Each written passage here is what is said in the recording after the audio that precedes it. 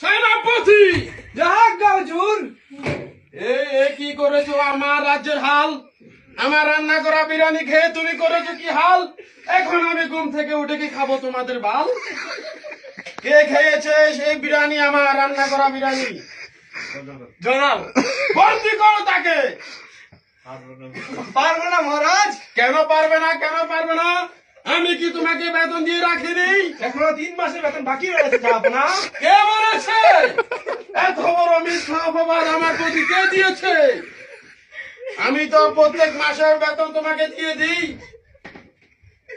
কে বলেছে এখনই বলো, তোমার গর্দান নিয়ে নেবো আমি। সেনাপতি, এখনো কথা বলছো না? কে বলেছে তোমাকে মিথ্যা অপবাদ আমার প্রতি দিতে? জয়নাল দিয়েছে। কেউ